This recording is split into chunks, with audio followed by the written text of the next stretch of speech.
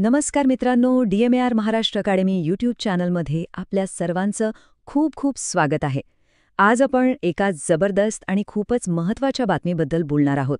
महाराष्ट्र राज्यातल्या आपल्या सगळ्या समुदाय आरोग्य अधिकाऱ्यांसाठी म्हणजे CHOसाठी एक खूप मोठी आनंदाची बातमी आहे. त्यांच्या पगारात एका मोठ्या बदलाचा प्रस्ताव आलेला आहे आणि खरं सांगायचं तर ही बातमी सगळ्यांमध्ये एक नवीन उत्साह भरणारी आहे. तर सगळ्यांच्याच मनात हा प्रश्न असेल की अरे नक्की काय बदलतंय? हा प्रस्ताव नेमका आहे तरी काय? चला, आजच्या या व्हिडिओमध्ये आपण हेच सगळं अगदी सोप्या भाषेत समजून घेऊया. त्यामुळे हा व्हिडिओ शेवटपर्यंत नक्की बघा. तर मित्रांनो, हा जो नवीन बदल आहे तो किती महत्त्वाचा आहे हे समजून घेण्यासाठी आपल्याला आधी सध्या पगाराची सिस्टम कशी आहे हे पटकन बघावं लागेल. चला, तर मग एक नजर टाकूया. सध्या काय होतं की प्रत्येक CHOला दर महिन्याला 25,000 रुपये इतका पगार ठरलेला असतो. ही रक्कम एकदम फिक्स असते, म्हणजे ती मिळणारच, यात काही बदल होत नाही. आणि आता येतो पगाराचा दुसरा भाग, तो म्हणजे 15,000 रुपयांचा. पण इथेच खरी गंमत आहे. ही रक्कम तुमच्या कामगिरीवर अवलंबून असते. याला म्हणतात परफॉर्मन्स बेस्ड इन्सेंटिव्ह. म्हणजे याची काही गॅरंटी नसते. तुमचं काम कसं आहे यावरच हे सगळं अवलंबून असतं. याचा सरळ अर्थ काय होतो की कागदावर पगार 40,000 दिसत असला तरी हातात किती येणार याची खात्री नसते. यामुळे अनेक CHO अधिकाऱ्यांच्या मनात एक प्रकारची आर्थिक अस्थिरता असते, एक टेन्शन असतं नाही का, आणि याचा कुठेतरी कामावरही परिणाम होऊ शकतो. पण आता याच समस्येवर एक खूप चांगला उपाय समोर आला आहे. चला बघूया की ही नवीन रचना आपल्यासाठी काय घेऊन येत आहे, आणि हीच तर खरी गुड न्यूज आहे. तर हा आहे तो सगळ्यात मोठा बदल. बघा बरं, ह्या प्रस्तावानुसार जो निश्चित पगार 25,000 होता तो आता थेट 35,000 रुपये केला जाणार आहे. म्हणजे 10,000ची वाढ. आणि जो कामगिरीवर आधारित 15,000चा भाग होता तो कमी करून फक्त 5,000 रुपये ठेवला जाईल. इथे बघा किती मोठा फरक पडणार आहे हे लगेच लक्षात येतंय.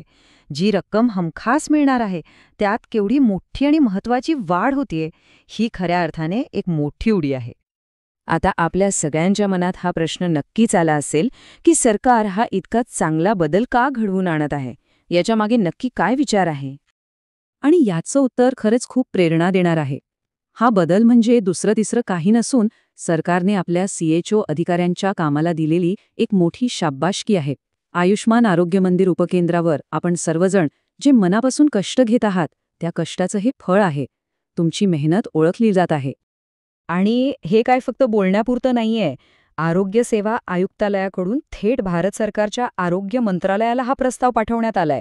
म्हणजे ही एक ऑफिशियल आणि खूप गंभीर प्रक्रिया आहे जी आपल्या कामाच्या यशावर आधारलेली आहे.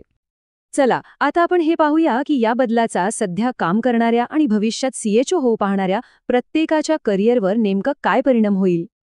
याचे 3 खूप मोठे फायदे आहेत. सगळ्यात पहिला म्हणजे आर्थिक स्थिरता. म्हणजे महिन्याच्या शेवटी किती पैसे येणार याचं टेन्शन कमी होईल. दुसरा म्हणजे आपल्या कामाची दखल घेतली जातीये ही भावनाच खूप समाधान देणारी आहे.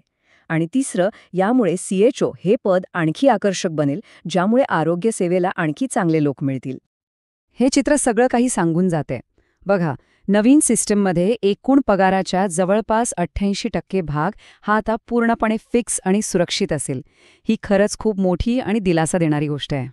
महाराष्ट्रात आज काम करत असलेल्या जवळपास 7,398 CHO अधिकाऱ्यांसाठी आणि जे भविष्यात या क्षेत्रात येऊ इच्छितात त्या सर्वांसाठी ही एक प्रचंड आनंदाची आणि उत्साह वाढवणारी बातमी आहे. जरा विचार करा, जेव्हा आपल्या आरोग्य सेवेचा कणा असलेले CHO आर्थिकदृष्ट्या स्थिर आणि समाधानी असतील, तेव्हा महाराष्ट्राच्या आरोग्य सेवेवर याचा किती जबरदस्त सकारात्मक परिणाम होईल.